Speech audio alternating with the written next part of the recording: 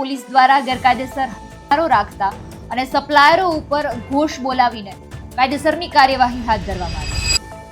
ગેરકાયદેસર હથિયારની આ ડ્રાઈવ શરૂ કરવામાં આવી છે. વધુ ગેરકાયદેસર અને 8 કાર્ટીસ સાથે 2 શખ્સો ઝડપાયા છે.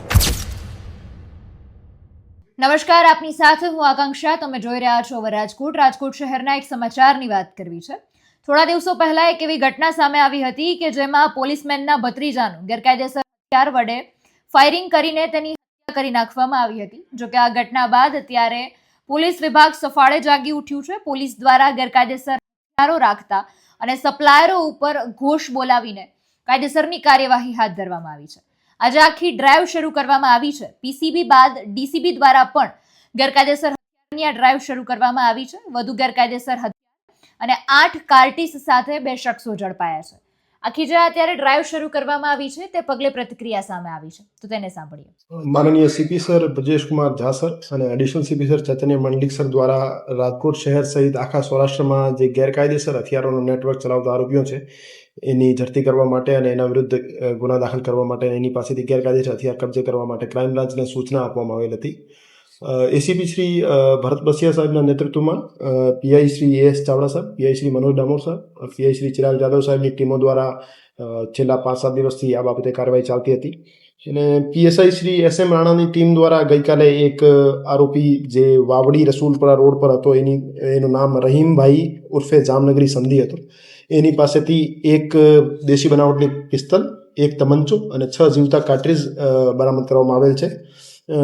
એની ગુનાહિત ઇતિહાસની વાત કરીએ તો એના વિરુદ્ધ મારામારીના 4 ગુના દાખલ થયેલા છે અને અગાઉ એક આર્મ્સ એક્ટનો ગુનો પણ દાખલ થયેલો છે અને એક વખત ફાંસામાં જઈ આવેલો છે. અને બીજું કેસ જે છે પીએસઆઈ વનરાજ ડોડિયાની ટીમ દ્વારા કરવામાં આવેલ છે. એમાં આરોપી વસીમભાઈ શાહબાઝ હબીબભાઈ કુરેશી પાસેથી એક દેશી બનાવટની પિસ્તોલ બરામદ કરવામાં આવેલ છે અને 2 જીવતા કાર્ટ્રીજ બરામદ કરવામાં આવેલ છે. એ રીતે રાજકોટ શહેર ક્રાઇમ બ્રાન્ચ દ્વારા 2 કેસમાં 2 આરોપીઓ પાસેથી દેશી બનાવટની 2 પિસ્તલ, એક દેશી બનાવટનો તમંચો અને 8 જીવતા કાર્ટ્રીજ કબજે કરવામાં આવેલ છે. અને આગામી સમયમાં પણ જે ગેરકાયદેસર હથિયારો બાબતે જે અમારી ડ્રાઈવ છે, ઝુંબેશ છે, આ ચાલુ રહેવાની છે. જે આરોપીઓ છે હથિયાર કોની પાસેથી ક્યારે અને કેટલા સમયમાં કેટલા રૂપિયામાં લીધા હતા, શું? એમાં જે પહેલો આરોપી છે રહીમ ઉર્ફે જામનગરી, એને જે પેલા ઓડિયા ગેંગનો એક જીસીટીઓસીનો ગુનો દાખલ કરવામાં આવેલ છે. હવેશ ડોડિયા નામના આરોપી પાસેથી, જે અત્યારે જેલ હવાલે છે, એમની પાસેથી હથિયાર લેવાનો એને કબૂલ્યો છે. અને બીજો જે આરોપી છે વસીમ કુરેશી દ્વારા એક પરપ્રાંતીય વ્યક્તિનું નામ આપવામાં આવેલ છે. એ બાબતે વધુ તપાસ અત્યારે ચાલુ છે અને એવું જાણવા મળ્યું છે કે 35,000 થી 40,000 રૂપિયાની કિંમતમાં આ હથિયાર એમની પાસેથી લેવામાં આવેલ. મોટા ભાગના આરોપીઓ જે છે મારામારીમાં ઇન્વોલ્વ હોય છે. એ સેલ્ફ પ્રોટેક્શન બાબતે પોતાના ઉપર કોઈ હુમલો ના કરી દે અથવા એમની જે અદાવત ચાલતી હોય એમાં એમની સેફટી રહે એના માટે હથિયાર રાખતા હોય છે.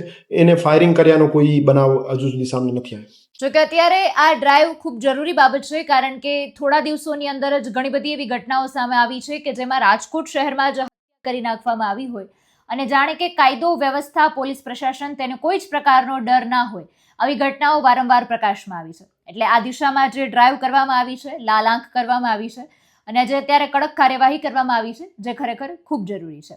સમગ્ર મુદ્દાને ખાસ આ ડ્રાઈવને તમે કઈ રીતે જોવો છો, કમેન્ટમાં જણાવજો. ફરી મળીશું. અમને રજા આપશો. નમસ્કાર.